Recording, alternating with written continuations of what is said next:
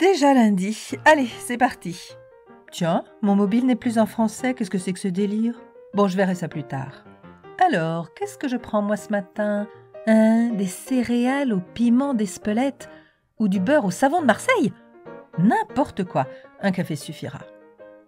Une bonne douche pour se réveiller avec un gel parfum mayonnaise, de mieux en mieux.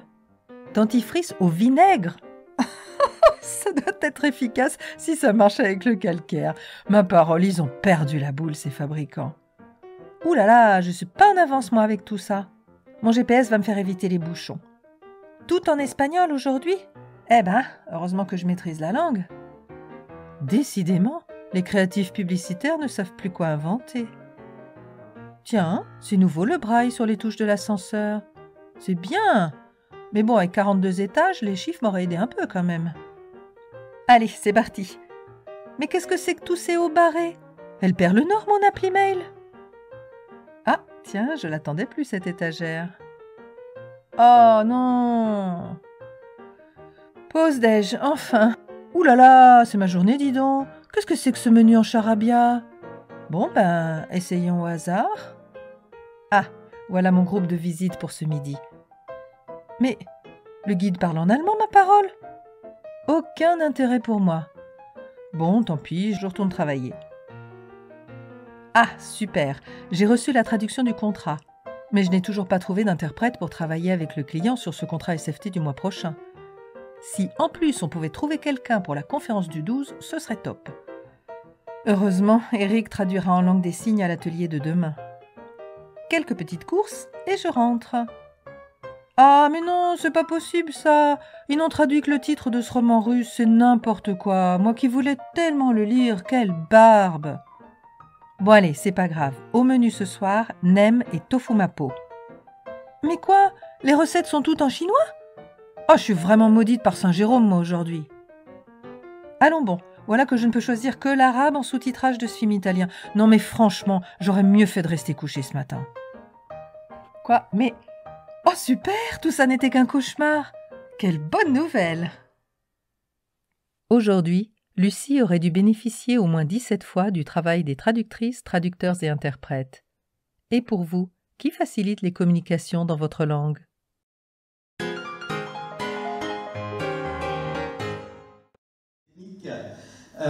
Oui, alors bon, le cauchemar, je le souhaite à personne quand même, hein, donc voilà. Bonsoir à toutes et à tous. Pour ceux qui ne me connaîtraient pas, donc Bruno Chourteau, président du comité directeur de la SFT. La SFT étant le syndicat national des métiers de la traduction et de l'interprétation. C'est donc un syndicat professionnel qui a été créé déjà en 1947 afin de rassembler les membres d'une profession, donc celle de la traduction. Au fil des années, ce syndicat s'est ouvert à tous les métiers de la traduction, aux interprètes, que ce soit en langue orale ou en langue signée. Et nous comptons aujourd'hui autour de 1700 membres. 1700 membres, eh bien, cela fait plus de 220 combinaisons linguistiques et à souligner que 40% de nos membres ont une langue maternelle autre que le français. Les femmes représentent 80% de nos membres, ce qui est aussi le pourcentage pour l'ensemble de la profession. Messieurs, nous sommes donc en minorité si vous ne le saviez pas. La SFT est représentée au sein de 13 régions françaises et elle ne saurait fonctionner sans ses bénévoles. Bénévoles qui œuvrent au sein de la vingtaine de commissions et groupes de travail. J'aimerais ici les en remercier chaleureusement. Le thème de notre soirée est « Pourquoi faire appel à des pros ?» Être pro signifie aussi se former tout au long de sa carrière. Et se former, c'est la raison d'être de notre filiale SFT Service, qui est dédiée à la formation donc continue des traducteurs et des interprètes.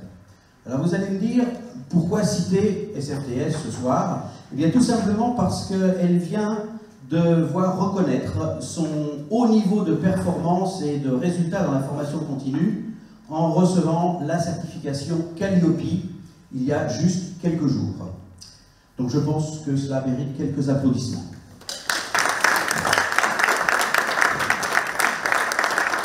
Merci. Comme tout syndicat, la SFT existe pour promouvoir nos professions, les défendre quand cela est nécessaire, ce qui fut le cas au début de la crise sanitaire que nous venons tous de vivre, et les représenter dans différentes structures nationales. La SFT siège en effet au conseil d'administration de la CIPAV, au comité de gestion du FIFPL, notre organisme de formation. La SFT est membre de l'UNAPL, l'Union nationale des professions libérales, et la SFT dirige un groupe de travail à la FNOR. Et à ce titre, notre vice-président vient d'être nommé animateur référent d'un groupe expert traduction, interprétation et technologie associée. Alors, le groupe s'appelle GEX03C. Il faut être à FNOR pour inventer ces choses. Alors, promouvoir nos professions, ça signifie promouvoir les bonnes pratiques et la déontologie de ces professions, aussi bien auprès des donneurs d'ordre que de nos membres qui d'ailleurs sont toutes et tous signataires de nos codes de déontologie. Je dis nos, puisque nous avons un code pour les traducteurs et un code pour les interprètes. La promotion de nos professions se fait aussi à l'international, puisque la SFT est à l'origine de la création de la FIT, la Fédération internationale des traducteurs et des interprètes. On a souvent tendance à regrouper d'ailleurs ces deux professions sous le même vocable de traduction, alors que ce sont bien deux professions différentes. En passant, j'ajouterais qu'on parle de traduction et d'interprétation, et pas d'interprétariat, comme on peut l'entendre souvent. C'est un de mes chevaux de bataille. Défendre nos professions, autre point de la SFT, la crise sanitaire que nous venons de vivre a affecté nos membres à des niveaux différents, les interprètes peut-être un peu plus que les traducteurs, et encore, puisque les conférences et réunions internationales ne pouvaient plus se tenir. Les annulations de contrats se sont traduites, sans jeu de mots, par un tarissement de nos revenus. Le plan de soutien du gouvernement, je dois dire, nous a aidés à traverser cette période, mais il nous a fallu batailler pour y avoir accès. Le gouvernement nous ayant tout simplement oubliés dans les premiers décrets. Donc courrier au ministre en charge du dossier, réunion au ministère, lobbying auprès de nos élus nationaux nous auront permis un accès au fonds de solidarité. Je dois dire qu'il y a eu beaucoup de journées, de semaines intenses, voire de nuits blanches pour sauver, entre guillemets, nos professions. J'aimerais ici remercier les membres du comité directeur pour leur soutien pendant cette période, et plus précisément notre secrétaire général de l'époque, sans qui les choses n'auraient peut-être pas avancé aussi rapidement. Donc merci à eux. Alors ce soir, nous sommes au Mans. La SFT s'est installée au Mans. La SFT est un syndicat national. Pourquoi venir au Mans? Paris n'aurait-elle pas été plus à propos? C'est une question qu'on va souvent poser. Pourquoi en effet? Eh bien, il y a 3 ans de cela, le précédent comité directeur décidait de procéder à un audit de la gouvernance de la SFT. Cet audit a souligné notre transparence de gestion, un point extrêmement positif, mais a conclu à un manque d'incarnation physique. En effet, jusqu'à très récemment, la SFT ne possédait pas de bureau, seulement une adresse parisienne, prestigieuse, rue du Faubourg Saint-Honoré, mais une adresse seulement. Nous aurions pu rester à Paris, c'est vrai, mais soyons réalistes, le coût des loyers ne nous le permettait pas. Les membres du comité directeur sont installés partout en France. Il nous fallait un lieu facilement accessible et quand même pas trop éloigné de Paris. Que voulez-vous, on n'y échappe pas. Notre filiale SFT Service, dont j'ai parlé tout à l'heure, était déjà dans la région, à Évron précisément. Il nous a donc paru assez logique, voire évident, de regrouper ou de rassembler les deux structures. Un premier contact fut donc pris avec le Mans Développement. L'enthousiasme de leurs réponses et leurs propositions de locaux ne nous ont pas fait hésiter longtemps.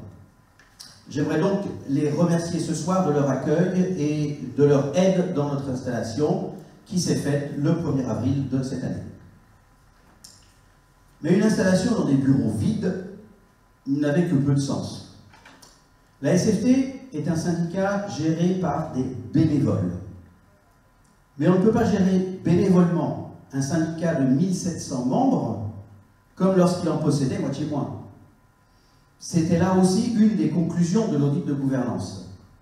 La décision a donc été prise de procéder au recrutement d'une, en l'occurrence, responsable administration et support organisationnel. Et je dois dire aujourd'hui que je me félicite de ce recrutement. Je m'en voudrais d'oublier l'important et indispensable travail effectué par notre secrétaire, employé de notre prestataire de service. Je dis notre car c'est elle qui aujourd'hui est encore le point de contact entre le syndicat et bon nombre de nos membres. Revenons-en quand même à la raison de notre présence ici ce soir. Cette réunion s'inscrit dans le cadre de la Journée mondiale de la traduction, qui est le 30 septembre. Le 30 septembre, c'est en effet le jour de la Saint-Jérôme, dont il a été question tout à l'heure dans la petite vidéo. Saint-Jérôme, saint patron de nos professions. Et donc tous les ans, des manifestations sont organisées pour faire connaître et discuter de nos professions. 13 événements, table ronde, tractos, traduels, ateliers, colloques, retours d'expérience, moments conviviaux entre membres de la SFT ou avec le public, ont été organisés cette année par la SFT, dont certains d'ailleurs en partenariat avec les universités et la FULT, la FULT étant l'Association française des formations universitaires au métier de la traduction, si je ne m'abuse. Des moments donc très attendus, je dois le dire, après 18 mois difficiles. Merci donc à nos 13 délégations pour l'organisation de ces manifestations, toutes, bien sûr, je le répète, organisées bénévolement.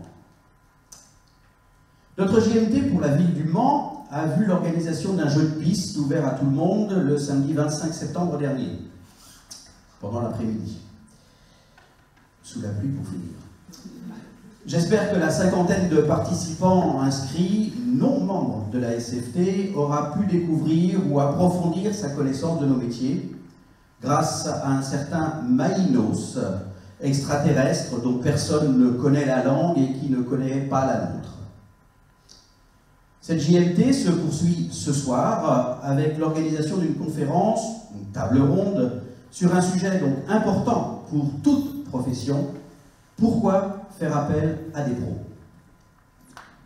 Donc sans plus attendre, je vais laisser la parole à Serge, notre monsieur loyal, et je vous remercie de votre attention.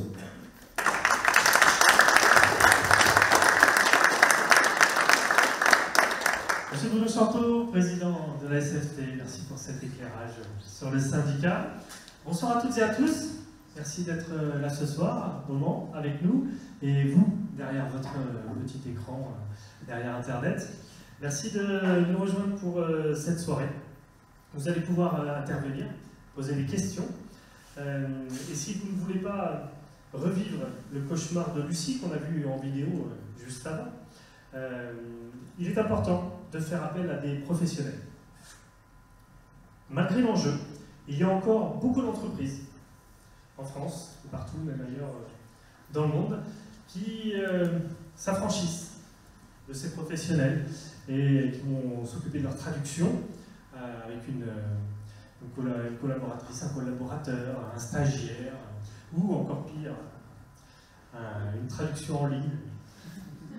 Tout le monde aura compris. Dans tous les cas, pour leur communication internationale. Alors, traduction et interprétation. Pourquoi faire appel à des pros? La vraie question, elle est là. Et nous avons 4 invités exceptionnels ce soir pour en discuter. Nous allons commencer à ma droite avec Pia Edstrom, je dis bien Bordeaux, pardon. Déborah, sous vos applaudissements, bien entendu. Déborah Fargiaguet. Jason Métiger. Et Jean-Baptiste Schmitt. Alors vous allez pouvoir vous présenter un peu plus en détail. Oui, on veut tout savoir sur vous. Bon, on attend raccourci quand même. Vous savez faire ça généralement dans la traduction. Pia Edstrom, Bordeaux, vous êtes traductrice, interprète. Vous représentez Piagab Traduction Technique. Alors je suis ingénieure de formation, spécialisée en mécanique et plus exactement en hydraulique et pneumatique. Et depuis 20 ans, je travaille en indépendance comme traducteur-interprète, donc avec une société, enfin mon nom de société, c'est, vous l'avez dit.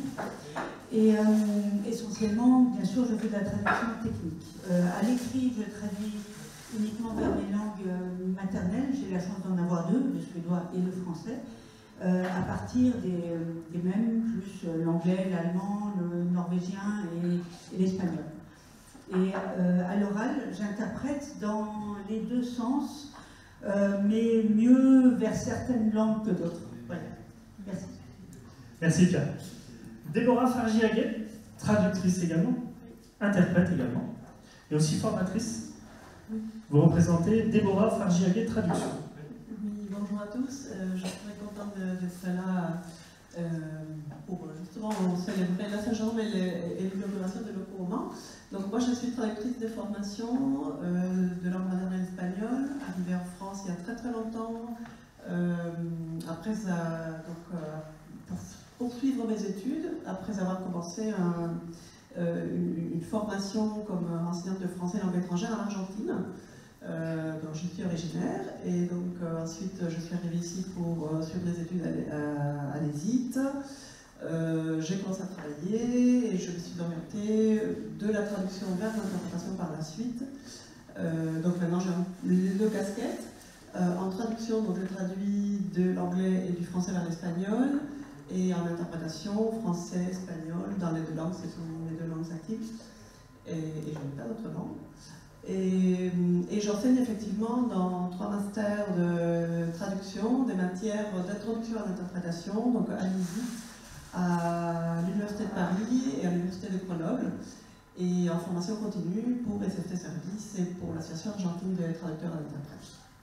Merci. Dans des domaines techniques et culturels. Merci. On va se tourner sur la gauche maintenant et on va avoir affaire à des professionnels de la communication qui ont souvent tendance, lorsqu'ils veulent faire le travail comme il le faut, à faire appel à des interprètes ou à des traducteurs. On va commencer avec Jason Métivier. Vous êtes gérant de la société La Com de la Com. Voilà, donc comme son nom l'indique, une agence de communication sur Le Mans, donc un local. Moi j'ai toujours été dans la communication depuis que j'ai commencé mes études. Et j'ai créé mon agence de com il y a à peu près 12 ans. Elle a changé de nom récemment, il y a 1 an et demi. Et j'ai toujours fait appel à des professionnels de la traduction. Alors nous en particulier sur la partie web digital. Vous avez des secteurs particuliers? Web digital parce qu'évidemment c'est un site internet, c'est mondialement accessible. Donc c'est vrai qu'on fait plus appel aux traducteurs dans ce cadre-là, nous, à l'agence, plutôt que sur des documents imprimés par exemple. Ça arrive bien sûr, parce qu'on bosse avec des clients qui ont parfois toute une activité export. Donc ça arrive, mais moins souvent que les sites internet. Merci Jenna. Et on passe maintenant à Jean-Baptiste Schmitt. Vous êtes responsable communication chez ACO, Automobile Club de l'Ouest. Alors, au Mans, on connaît l'Automobile Club de l'Ouest, mais pas forcément en dehors du Mans. Exactement, et donc pour les personnes qui ne sont pas du Mans, l'Automobile Club de l'Ouest, qui est le créateur et l'organisateur, entre autres, des 24 heures du Mans, de beaucoup d'autres épreuves, toutes les déclinaisons 24 heures, moto, camion qu'on a eu récemment. Donc je suis responsable de presse et de contenu à l'ACO et j'ai toujours travaillé également dans la communication sportive en permanence à la Fédération française de football auparavant, et donc désormais Manceau à l'ACO. Et vous avez donc l'habitude de faire appel à des traducteurs, à des interprètes, notamment lors de ces manifestations? Complètement, enfin au-delà même des manifestations, c'est quotidiennement de toute façon qu'on travaille avec sur la communication. Sur la communication. Ok. Eh bien, on va rentrer dans le vif du sujet. Pour vous, en tant que professionnel, c'est une petite question piquante dès le départ. Attention, il n'y a pas de mauvaise réponse. Peut-être si. Pour vous, un pro de la traduction, c'est quoi? Personnellement, en tout cas, je considère que c'est quelqu'un qui est dans l'entreprise en fait. C'est-à-dire qui s'intègre parfaitement dans la société pour laquelle il travaille.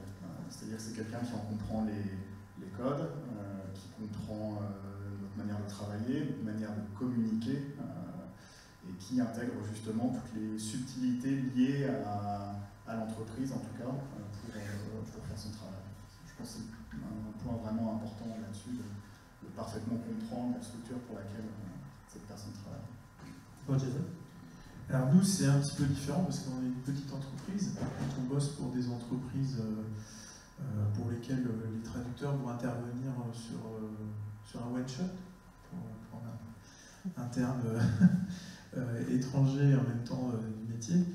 Alors nous, l'avantage de passer par une structure comme SFT, c'est qu'on va pouvoir non seulement trouver un professionnel de la langue, mais on va pouvoir trouver aussi un professionnel spécialiste dans l'activité. Par exemple, le disait très bien Pierre, l'activité industrielle, ingénierie, elle, par exemple, elle va être hyper spécialiste dans les mots-clés, les mots importants, les mots très techniques, que déjà nous on a du mal à comprendre en français en tant qu'agence de com, mais bon, on peut se documenter dans notre langue, mais alors dans une langue étrangère c'est encore plus complexe, et c'est l'avantage d'avoir accès à un réseau comme SFT, c'est qu'on a un choix énorme, bien sûr dans les langues, plus de 200 langues, je ne savais pas que c'était autant, mais surtout avec il y a tellement de traducteurs, plus de 1800 je crois, si j'ai tout bien écouté, eh bien, on a forte chance de trouver un spécialiste de l'activité sur laquelle on doit faire la traduction. Donc à vous écouter, il faut être technique, voire spécialiste dans son domaine, parce que moi je pensais que pour être traducteur ou interprète, il suffisait juste d'être bilingue.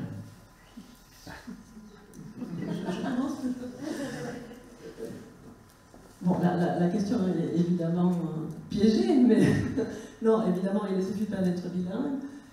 C'est pour ça aussi qu'il existe des formations pour devenir traducteur et pour devenir interprète. Bien sûr, il faut dire que le métier n'est pas réglementé en France, c'est-à-dire nous n'avons pas un ordre, donc n'importe qui pourrait prétendre être traducteur ou interprète.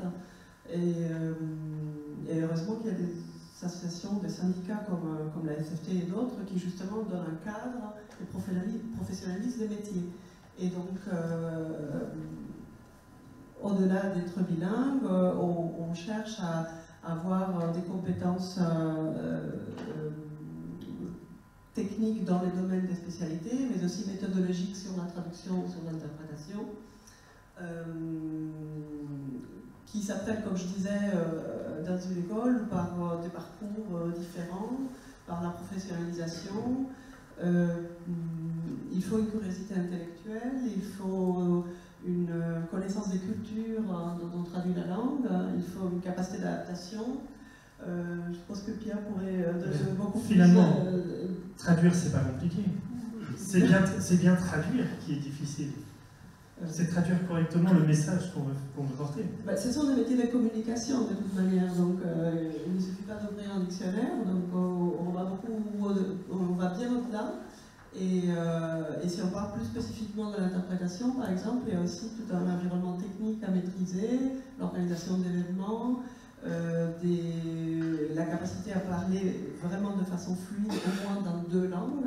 Donc là, il y a quelques différences entre la traduction et l'interprétation. Il y a des compétences communes et des compétences différentes aussi, donc c'est 2 profils. J'en profite pour demander peut-être à Pierre, pour bien poser les choses, pour commencer convenablement, la différence entre traducteur et interprète.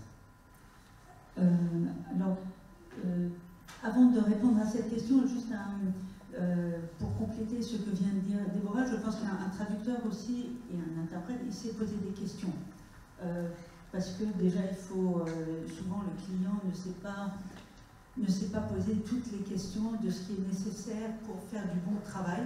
Et un traducteur qui ne pose jamais de questions, c'est louche. Bon. Et effectivement, le traducteur travaille à l'écrit et l'interprète travaille verbalement. Donc le traducteur à l'écrit traduira vers ses langues maternelles, qui sont celles qu'il connaît bien, et l'interprète généralement se retrouve à jongler entre les deux langues. Pas toujours, mais souvent. Avec certaines combinaisons linguistiques où il sera plus fort ou peut-être moins. Est-ce que sur les interprètes, on est quand même plus souvent sur du live? Alors l'interprète sera très souvent en direct, et c'est là avec le confinement, je vais passer la parole à... Alors oui, je disais que c'est deux profils complètement différents, parce qu'effectivement il y a des traducteurs qui sont très bien derrière un écran d'ordinateur et qui ne seraient jamais en public, alors que l'interprète évidemment ne peut pas se permettre ça, c'est-à-dire l'interprète est en contact avec les gens en permanence. Il y a une visibilité, il y a une gestion de stress aussi du fait qu'il est présent, du fait que ce soit dans l'interprétation simultanée ou dans l'interprétation consécutive. On ne va pas rentrer dans les détails, mais chacune aussi ses contraintes. Mais dans les deux cas, intellectuellement, c'est un effort considérable. Donc il faut une concentration, une attention permanente.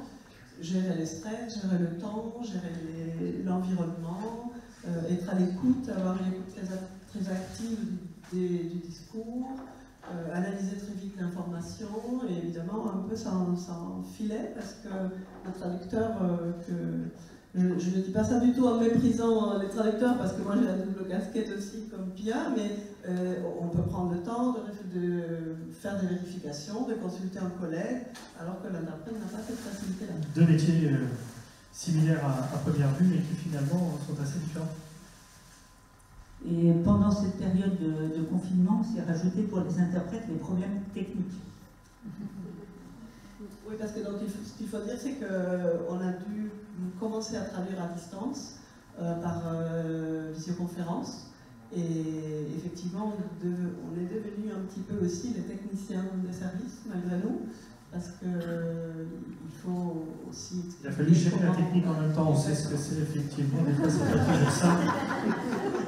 Je vois très bien ce que vous voulez dire.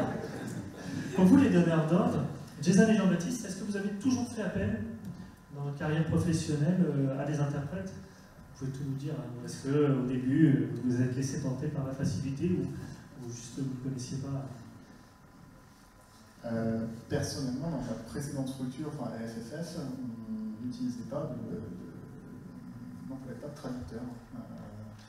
Sûrement le métier qui ne voulait pas ça, mais avec le recul, maintenant que je connais ça, je me dis mais comment on a pu faire en fait pour s'en passer?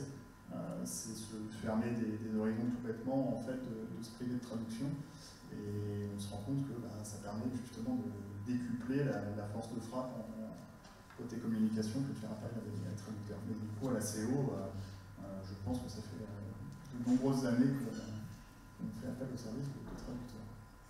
Et alors, est-ce qu'il y a des exemples, des petites anecdotes, des couacs qui ont lieu en faisant de la traduction maison?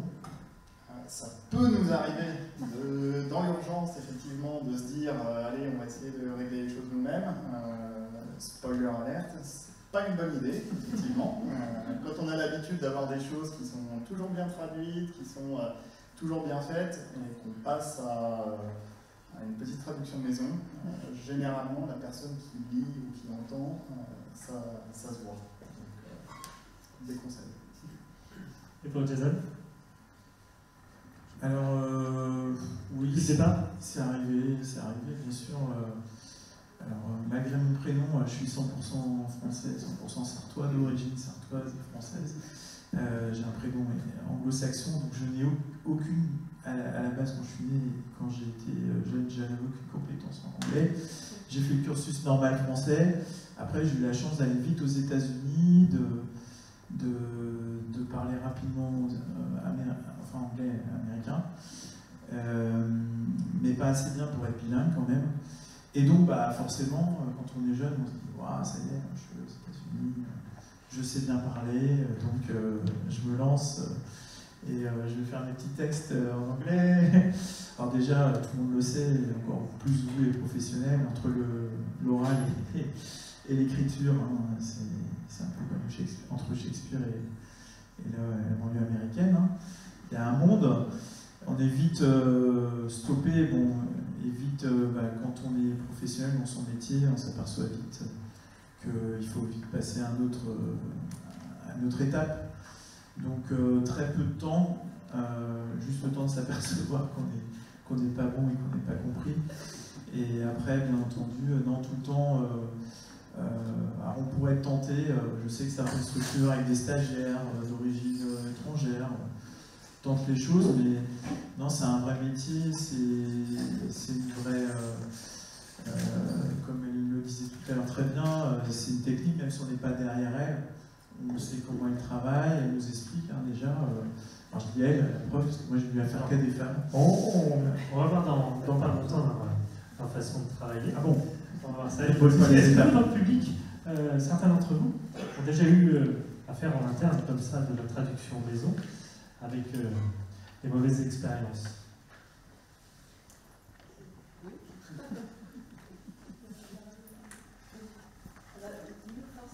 Le micro arrive. Le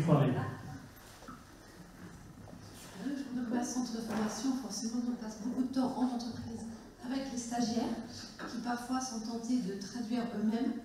Donc, c'est pour ça que depuis que moi je suis responsable, quand il y a besoin d'une traduction, on va faire appel au traducteur. On est passé aux choses sérieuses. Mais parfois, on a des trucs tellement gros que c'est juste pas possible.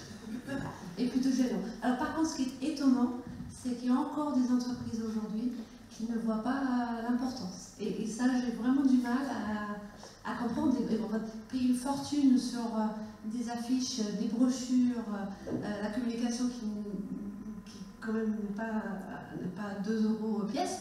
Et il y a des gros erreurs dedans et ça ne les choque pas. Pas encore conscient des Étonnant. pertes que ça peut engendrer encore, mais peut-être qu'ils y verront plus clair ce soir, après cette soirée. Ça va très clair, merci. On va essayer de faire la pub en tout cas. Merci beaucoup. Donc vous avez dit, organisme de formation Chambre de commerce, centre. On est la chambre de commerce, la centre d'études de langue. Donc formation continue, on travaille pas mal avec ASIO d'ailleurs. Raison de plus pour être sérieux. Comment? Raison de plus pour être sérieux. Voilà. Dans le travail rendu. Merci. Est-ce que vous avez déjà été contacté après des bourdes comme ça pour rattraper les dégâts? Alors oui, c'est arrivé et ce qui est le plus fréquent, c'est qu'on nous donne des choses à relire, qui sont... C'est ni fait ni à faire. C'est pré-mâché et puis on vous redonne le boulot. Et là, quand on peut, on exige de refaire la traduction en brut, de la refaire dès le départ, parce que c'est pas possible. Et oui, ça arrive.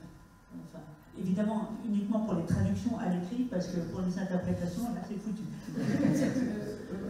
Oui et non. En fait, moi, il y a 2 exemples qui me viennent à l'esprit. Donc, souvent, les entreprises, parce qu'elles pensent qu'elles vont économiser un petit peu d'argent, reprennent des anciennes traductions, prennent des brides de différents textes qui ont peut-être été traduits par des traducteurs et qui font un patchwork et donnent ça à relire au même traducteur qui avait fait les traductions de départ. Et donc, comme tu dis, ce n'est pas parce qu'à l'époque, on avait traduit ça d'une certaine manière, dans un certain contexte, qu'en collant les petits morceaux, ça va correspondre au nouveau contexte. Et donc, c'est vrai que parfois, il faut rattraper des choses et on ferait beaucoup plus vite. Et ce serait beaucoup plus efficace si on commençait dès le départ et si on refaisait une traduction adaptée vraiment aux besoins. Donc ça, en traduction et en interprétation, moi, ça m'est déjà arrivé qu'on ne m'appelle pas pour une certaine mission parce que, pour une raison de budget, parce qu'on pense que ça va être cher, et qu'on fasse appel par exemple à un professeur de langue, et l'année d'après, pour le même événement, le même client revient et ne se demande même pas combien ça coûte, et on sait que c'est parce que probablement ça ne s'est pas bien passé la première fois. Alors, on a beaucoup d'interprètes et de traducteurs aussi dans le public. Est-ce que l'un ou l'une d'entre vous avait une petite anecdote comme ça où il a fallu rattraper le travail? Parce que je me retourne un peu plus vers les pros, mais au final, si on perd du temps comme cela, on perd de l'argent. C'est un mauvais calcul. Alors, c'est pas ça que je pense en premier, c'est l'image de mon client final. Puisque quand on est une agence de communication, c'est un peu le fer de lance de notre métier, hein, c'est de donner une bonne image à nos clients, et en tout cas conforme à ce que eux veulent montrer. Et les dégâts peuvent être importants, surtout quand on parle d'export, quand on parle de business, quand on parle de marketing, ça peut vraiment influer sur le business de nos clients. Donc je verrais ça avant tout. Après, évidemment, il y a toujours une question de budget. Récemment, j'ai un client, il a une employée qui parle anglais. Très bien, il a fait la traduction en anglais, il n'a pas voulu qu'on s'en occupe. Par contre, elle ne parlait pas néerlandais, donc là, on a pu s'occuper de la partie néerlandaise de manière conforme à ce que nous, on préconise. Alors, dans le public, parmi les interprètes et traducteurs, est-ce qu'il y avait une expérience dans ce domaine? Oui? Olaf.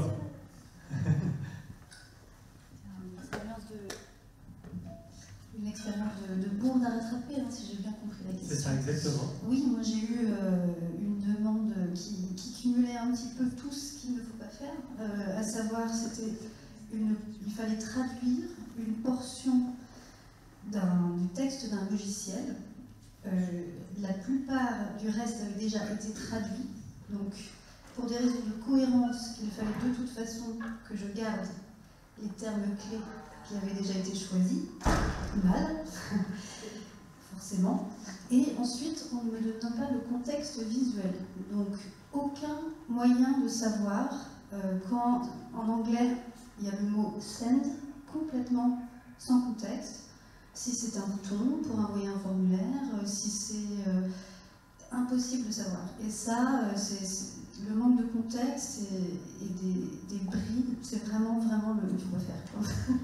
Et alors la mission, si on vous l'avait proposée dans les normes dès le départ, est-ce qu'elle aurait coûté moins cher? Est-ce que vous auriez passé moins de temps dessus? Vous auriez fait? Déjà, j'aurais commencé par conseiller le client, à savoir il faut que vous trouviez un moyen de faire traduire ce logiciel de façon à ce qu'on puisse avoir accès au contexte. Alors en l'occurrence, moi je ne suis pas spécialisée dans la localisation de logiciels, donc je l'aurais sans doute refusé, même si ça correspondait, si le projet n'était pas entamé. Mais voilà, j'aurais commencé par un petit peu de pédagogie pour essayer de lui faire comprendre que dans des conditions telles que celles qu'il demandait, ce n'était pas possible d'obtenir un bon résultat. Donc finalement, vous avez un rôle de conseiller à 360 degrés. C'est-à-dire que quand le client vient vous voir, ça va m'amener à la question suivante. Merci beaucoup. Quand le client vient vous voir pour vous mettre dans de bonnes conditions, pour que la mission se passe rapidement, qu'elle soit bien faite, qu'est-ce que vous amène le client? Quelles sont les conditions?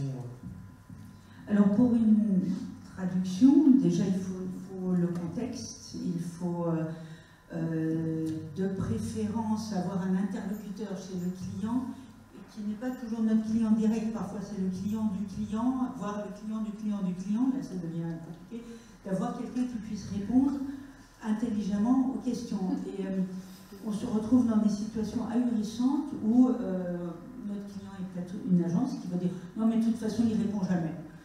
Donc, alors quand on peut, on refuse de telles missions parce que ce n'est pas satisfaisant, mais bon, donc il faut le contexte, il faut des réponses aux questions.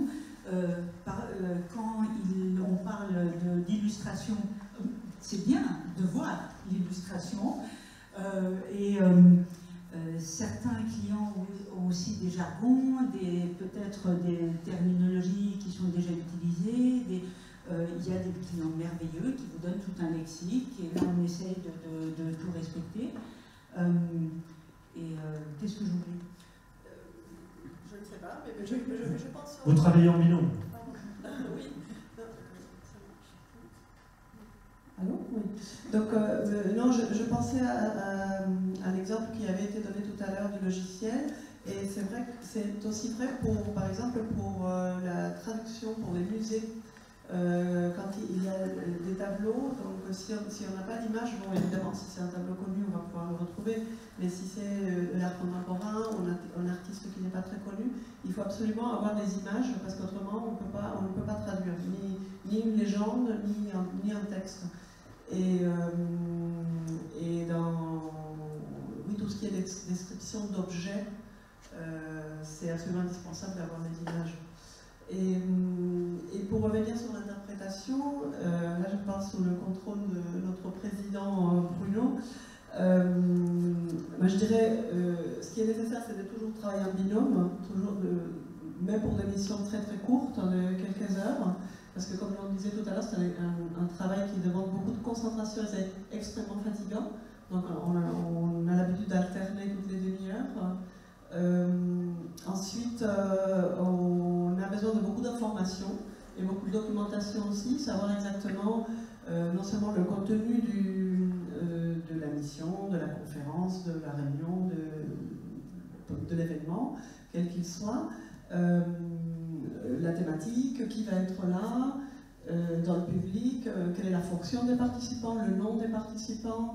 On a besoin de connaître le matériel, que le matériel soit un matériel de qualité. On a parlé de visioconférences tout à l'heure et d'interprétation à distance. Souvent, ça nous arrive que nous, on a un très bon matériel parce qu'on a la chance d'avoir des syndicats qui rédigent des recommandations pour bien travailler, des codes de déontologie, donc on sait comment faire. Et de l'autre côté, le client n'a pas de casque avec un micro, par exemple, donc il y a des bruits, il y a un mauvais son. Ou alors il y a des bruits parasites qui nous empêchent d'entendre ce que la personne est en train de dire, ou deux personnes parlent en même temps, donc il faut aussi une certaine discipline chez les participants. Quand on est en présentiel, on a besoin d'une bonne visibilité de la salle, de voir l'orateur, de voir les présentations qui sont projetées. Est-ce que j'oublie des choses? Et alors, comment vous faites dans ces cas-là quand il y a de la friture sur la ligne? Est-ce que vous faites comme Nelson Montfort, vous brodez? Oh, j'ai dit vous qu'il fallait pas. Non, je ne dirais pas qu'on brode. Il y a des choses on arrive à reconstituer quand on connaît bien le sujet dont on parle, il y a une certaine logique dans un discours. Donc certaines choses, on arrive à les reconstituer. Et si on ne peut pas, on demande à répéter, on dit que le son est mauvais. Donc vous n'inventez pas. C'est bien. Pierre, vous vouliez ajouter quelque chose? Alors en interprétation, c'est compliqué aussi de poser des questions. S'il y a plusieurs interprètes, on peut... Ouais. Oui, c'est vrai, on travaille aussi à deux parce qu'on s'entraide. Bien sûr, ce n'est pas... Que ce soit la traduction ou l'interprétation, ce n'est pas un travail solitaire comme on peut l'imaginer. Ok. Oui, pardon, pour la traduction écrite, c'est très intéressant aussi de savoir à qui est destinée la communication. Donc ça, c'est au-delà du contexte, c'est parce que le niveau de langage, la façon de se formuler sera différente et extrêmement importante d'avoir un délai raisonnable. Là, tous les traducteurs de la salle rigolent, mais il y a des choses extraordinaires. En 48 heures, les gens, il y a des contrats qui sont vendus et puis on a oublié que dans la livraison des appareils, il fallait la traduction de la documentation complète dans la langue locale. Et on arrive une semaine avant pour avoir la traduction de milliers de pages de documentation. Sauf à le dispatcher sur une armée de traducteurs qui n'auront pas le temps de communiquer les uns avec les autres. C'est vraiment, on fournit du papier, mais qui ne vaudra rien. Café et sieste de 25 minutes. Oui, puis même le résultat, c'est pas possible. Le résultat ne sera pas bon. Ça fait partie des bonnes conditions requises. Oui, oui. Donc, les traducteurs, comme les interprètes, ont besoin d'être payés raisonnablement. Voilà. Le message est passé. Au donneur d'ordre. Jean-Baptiste, juste pour conclure sur ce qu'on vient de dire, au final, vous ne recherchez pas seulement une traduction, mais une communication bien ciblée. Oui, exactement. On recherche une communication bien ciblée, c'est-à-dire pas forcément une communication à l'identique de ce que nous on fait en français, mais justement d'avoir ce recul, cet œil extérieur, qui sache que on doit adapter suivant, effectivement, comme vous disiez, sur le public, suivant le contexte, suivant les personnes qui vont lire ce message. Donc on cherche pas une traduction mot à mot, ça aussi, on a un peu parlé tout à l'heure, on cherche aussi un conseil, une relecture même, parfois, tout simplement. Je pars du principe que lorsqu'un traducteur me fait une remarque sur un texte, me pose des questions, justement, c'est probablement que dans ce texte-là, il y a quelque chose qui n'est pas clair, que je dois reformuler, et très souvent, grâce à cette vision un peu globale et avec ce recul, du coup, on adapte nos contenus, y compris en français. Donc, mesdames, c'est votre bagage culturel, votre spécialisation qui vous permet de cibler cette demande client. Oui. Enfin, on connaît la culture du destinataire. Dans les gags, en tant que traducteur, c'est souvent, on reçoit des textes en anglais, enfin moi je reçois des textes rédigés en anglais à traduire vers le suédois ou vers le français. Et quand je lis le texte en anglais, je peux dire quelle est la langue maternelle de la personne qui a écrit le texte. Parce que les tournures de phrases ne sont pas les bonnes. Ça se voit tout de suite, à quelques rares exceptions près.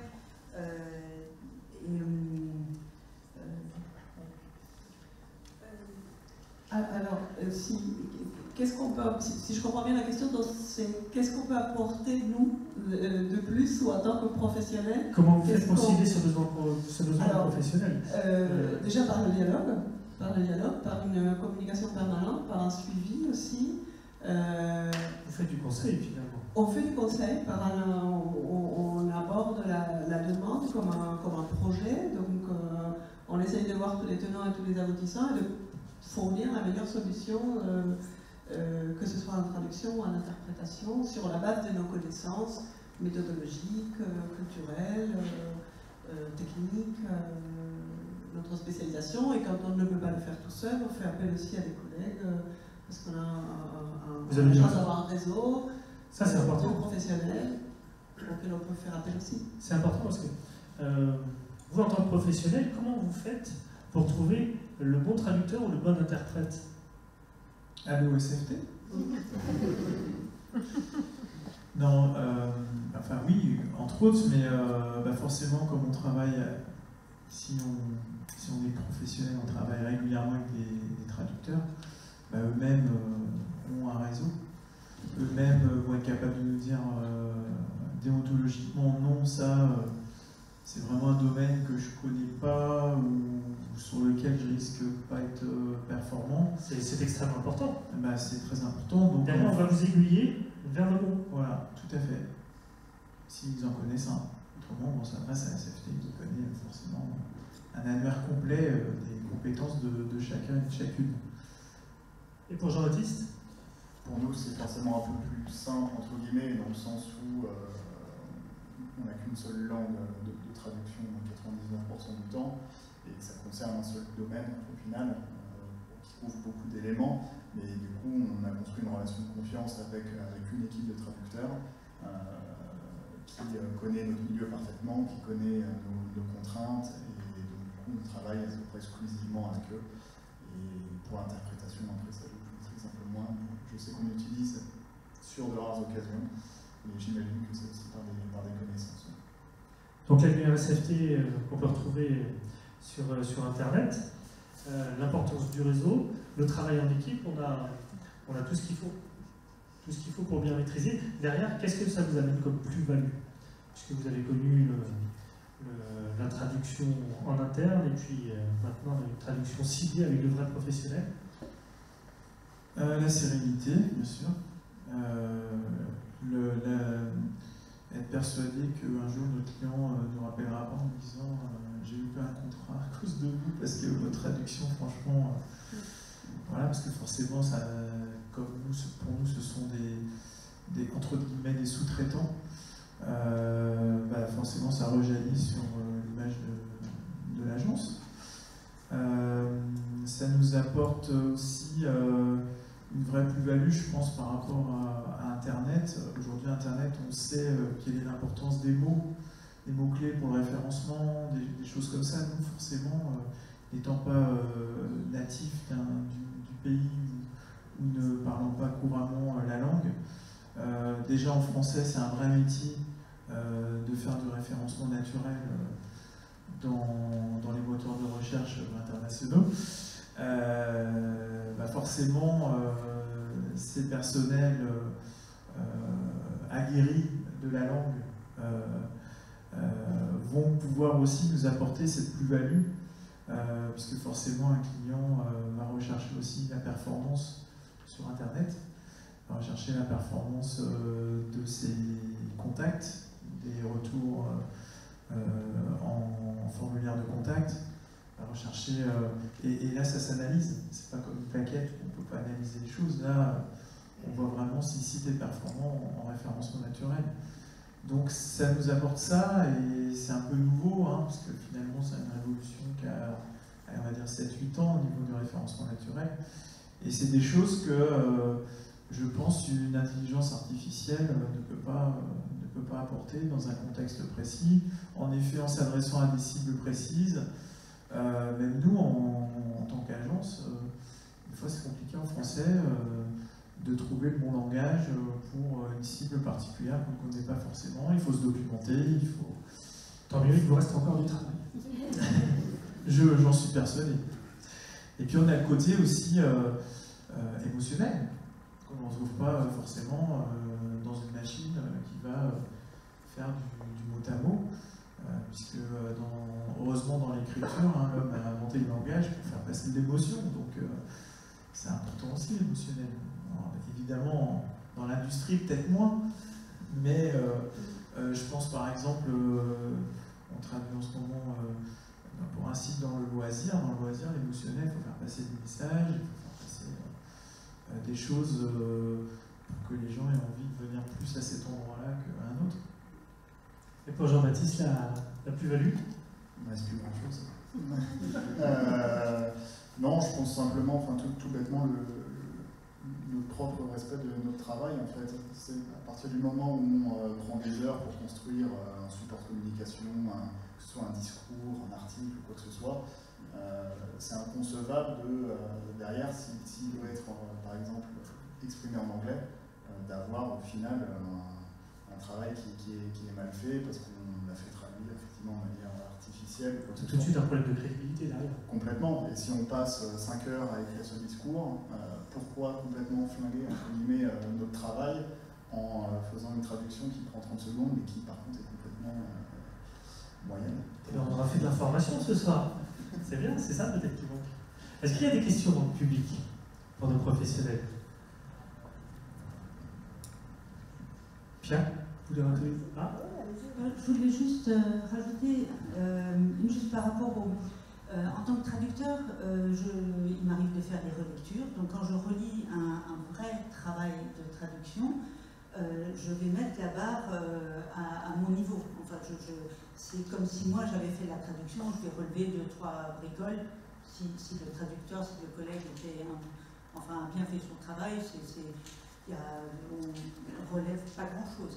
Mais quand on relit un travail fait par une machine, au début, j'avais mal compris, je croyais qu'il fallait mettre la barre, je m'arrachais les cheveux, parce que c'est hypocrisie. Et après, on m'a expliqué, mais non, quand tu relis la traduction faite à la machine, l'idée, c'est pas de faire une belle traduction, l'idée, c'est juste qu'elle soit digeste. Donc il faut que ça puisse être avalé sans bondir sur sa chaise. Ce qui en dit long sur le niveau. Voilà. Bonsoir, donc moi je suis indépendante, je suis la cliente de clients. Je suis rédactrice de métier, donc ce que vous dites me parle dans ma propre langue et je défends l'usage d'un service de traduction professionnelle. J'ai régulièrement du mal Alors, au bout d'un moment, mes clients, ok, surtout quand ils en ont l'expérience, après, bon, ok, là c'est vendu. Mais au début, alors il y a le coût, et moi souvent je leur dis, bah vas-y, dis-moi, c'était combien? Ils sont incapables de me dire. Donc à chaque fois, je vends le fait de demander un devis. Puis souvent ils me disent, ah oui, d'accord. Quand ils ont un site internet complet, une plateforme e-learning, etc., ils se rendent compte que finalement, le coût n'est pas non plus délirant. Par contre, ce que j'ai beaucoup de mal à... Ils veulent retrouver, dans la langue étrangère, souvent c'est l'anglais hein, pour ce qui me concerne, ils veulent retrouver le français. Et j'ai beau leur dire, mais il y a une dimension idiomatique, culturelle, que tu ne peux pas retrouver, c'est pas possible. Et ça, moi j'ai besoin d'arguments de votre part pour vendre cette dimension-là, parce que j'ai beau leur dire moi, je ne dois pas leur dire comme il faut, parce que souvent ils ne comprennent pas ça en fait. Donc j'aurais besoin d'arguments. Là, ça peut être peut-être un travail de la part de la SFT, une fiche, je ne sais pas quoi, qui me dit au-delà du pur, qui m'aide en fait à vendre vos prestations. Le français est compliqué, c'est tout, par rapport aux autres. Alors c'est l'inconvénient effectivement quand on travaille vers l'anglais, comme tout le monde parle anglais, donc les gens vont dire ils ne retrouvent pas leur cuisine et donc ils sont frustrés parce qu'ils disent ce n'est plus mon texte. Et alors on va y réfléchir et essayer de faire une fiche, hein, parce que comme ça, Rosane, toi qui... Non, tu n'as pas d'assurance Moi, il y a un argument qui me vient à l'esprit, c'est que la langue reflète une manière d'être et une culture, mais qu'est-ce que ça veut dire finalement une culture? Une manière d'être des gens. Et donc on dit que, par exemple, je veux dire une banalité pour les traducteurs et les interprètes, mais on dit que l'anglais est beaucoup plus concret que le français, alors que lorsque le français est plus abstrait, un peu plus lyrique, et l'anglais un peu plus terre à terre. Les traducteurs et les interprètes d'anglais me corrigeront, mais c'est en tout cas quelque chose, un constat. Et pour donner un exemple avec l'espagnol est plus informel que le français. En Espagne, on tutoie tout le monde. Donc si moi j'ai un entretien, par exemple, qui est rédigé en français, et avec un vouvoiement, quand je vais traduire en espagnol, je vais me poser la question de savoir si le vouvoiement correspond ou pas, ou si le tutoiement, en fonction du lien qu'il y a entre les deux personnes, ne convient pas davantage.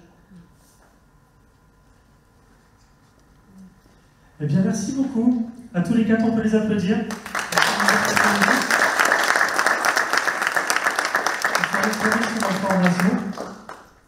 Et on va rappeler notre cher président, sous vos applaudissements également, bien sûr.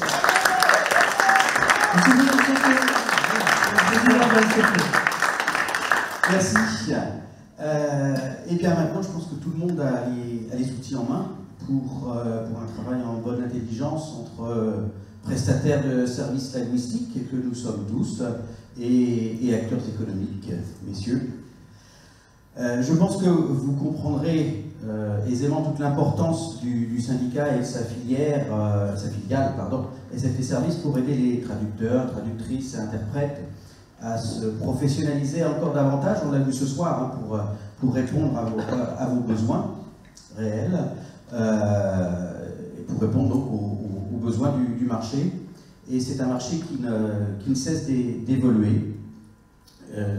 On nous l'a dit tout à l'heure, hein, qui est-ce qui nous aurait dit il y a seulement 2 ans que les interprètes travailleraient à distance sur des plateformes qui n'existaient pas encore et pour lesquelles il faudrait se former en quelques semaines seulement. Voilà. 24 heures.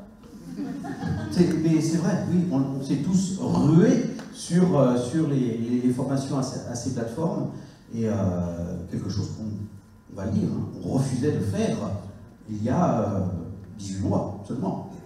On n'a pas eu le choix, c'était par chou crève. Hein. Donc voilà. Donc avant de vous inviter à passer à la suite et à continuer nos échanges, je tiens à remercier donc nos 4 invités. Merci. Pia Estrom-Bourdeau, merci. Déborah Fargialé, merci beaucoup. Merci à toi. Jason Métivier, merci à vous. Et Jean-Baptiste Schmitt, merci beaucoup. Voilà. Merci de les applaudir à nouveau.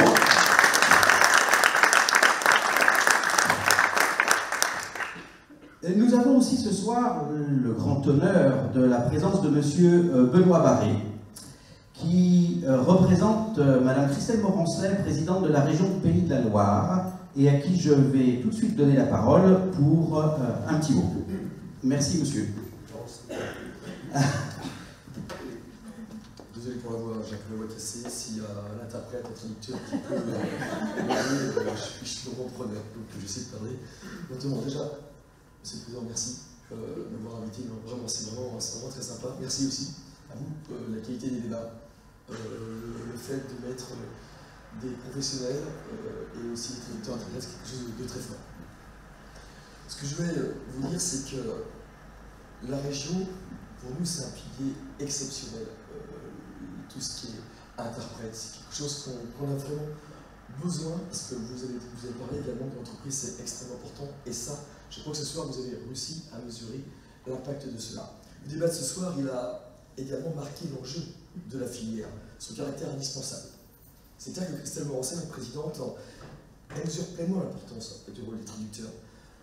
Il s'agit pour nous d'un des grands piliers de l'action régionale.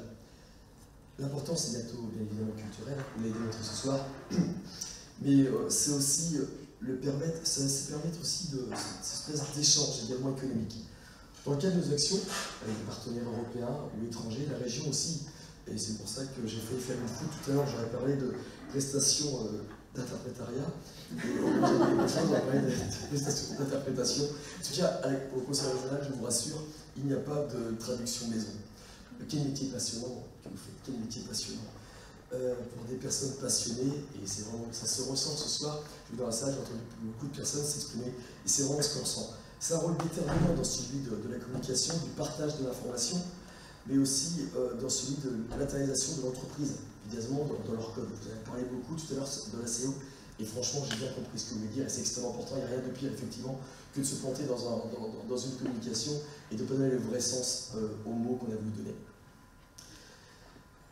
Et puis, j'ai aussi constaté également ce soir, et ça m'a marqué également, c'est que le rôle de l'interprète, c'est un rôle au-delà de la prestation littérale. J'ai bien l'impression que ce soir, on a véritablement vu le moteur d'exigence que vous avez, le besoin que vous avez de faire au mieux votre travail, et ça s'est entendu ce soir, et ça c'est quelque chose qui pour nous est extrêmement important. L'interprète, il doit respecter à la fois la terminologie, je l'ai entendu, la culture du pays cible, je l'ai entendu également la culture de l'entreprise. Alors quand je vous entends dire qu'effectivement, on a besoin, que les professionnels ont besoin de se tourner vers des professionnels, bah ça on l'a bien compris, la région en tout cas, on va le faire savoir, parce que ça je crois que c'est extrêmement important. Puis on a compris aussi ça, j'ai compris également que traduire, c'est bien sûr de connaissances linguistiques, c'est évident, de haut niveau, je l'ai bien compris, mais ça nécessite aussi une connaissance culturelle, économique, et voire, et ça je peux vous l'assurer, quelquefois diplomatique. Parce qu'on a vu d'ici là quelquefois des loupés diplomatiques, parce qu'il y a eu un mauvais mot, une mauvaise traduction. Quelquefois des gens veulent se lancer dans de l'humour, traduire de l'humour, et on a également, je vous rigoler, on a connu jamais, vous avez raison, et on a connu véritablement de forts loupés avec des gens qui devaient rire, qui ne rigolent pas, parce que les sens et les propos n'étaient pas les bons, et je crois qu'on peut se trouver légèrement assez embêté. Je crois que dans un mode, alors j'ai lu un peu avant de venir ici le nombre de langues qu'il peut y avoir, de langues vivantes. Alors, je ne sais pas si je me plante, on parle de plusieurs milliers, j'ai lu 6000 langues vivantes, je ne sais pas, il y a plusieurs milliers de langues vivantes. Ce qu'on dit, c'est ce qui prouve que c'est vraiment indispensable dans ce monde. Et puis, il y a quelque chose qu'on oublie également souvent, c'est que les traducteurs et l'interprétariat, c'est pas nouveau, quoi. C'est pas nouveau, l'interprétation, ce n'est pas nouveau. De tout temps, dans toute l'histoire de France, ça a existé. Et c'est vrai que souvent, on oublie que toutes ces personnes que vous présentez ici ce soir, à nombreuses occasions, vous avez façonné l'histoire de France. Parce que de tout temps, ici, c'est la vérité, votre saint patron, Saint Jérôme, je veux dire, c'est tellement vieux, lui, il a traduit la Bible, mais c'est vrai que dans tout temps, en tout cas, au niveau de l'histoire de France, vous avez toujours été ici, et c'est vrai qu'on a besoin de gens comme vous. En tout cas, moi, ce que je peux vous dire ce soir, c'est que vous pouvez être fiers de votre professionnalisme, parce que j'ai entendu les pros parler de ça, vous pouvez être fiers aussi de votre engagement, qui est reconnu, vous l'avez encore entendu ce soir. C'est pour ça que je trouve ça très intéressant. Le débat que vous avez mis ce soir entre des pros et des pros, quoi. Mais entre pros, on parlait que pros, et ça c'est quand même fantastique. je veux dire, au final, juste pour conclure vraiment rapidement, parce que j'ai une voix qui me lâche un peu, il y a simplement que quelque chose de très simple, je crois qu'il faut être dans la simplicité, il faut parler vrai, c'est traduire et interpréter, c'est rapprocher les gens. C'est vrai, ça on a besoin de ça aujourd'hui, de rapprocher les gens, on sort d'une longue période avec la Covid, on a besoin de rapprocher les gens. Et c'est permettre à chacun de se comprendre. Et j'ai envie de vous dire, permettre à chacun de se comprendre, je crois qu'il n'y a pas plus belle mission et plus noble mission. Alors tout simplement, je vais faire très simple, j'espère plus court, j'ai raccourci. En tout cas, moi je dis de tout cœur, au nom de Christelle Morancet, au nom du Conseil régional, je vous remercie. Merci à vous, les professionnels, et puis surtout, s'il y a des, j'ai vu qu'il y avait aussi des professionnels mais autres dans la salle, moi je vous demande véritablement de ne pas vous passer de l'expérience de ce personnel qui ne peut que nous apporter un plus dans nos entreprises. Et véritablement ce soir, et ça je crois que vous avez marqué le bon ton par rapport à ça, le côté indispensable des interprètes et traducteurs. Je vous remercie en tout cas encore vraiment pour tout, je vous remercie véritablement pour votre travail exemplaire. Merci beaucoup.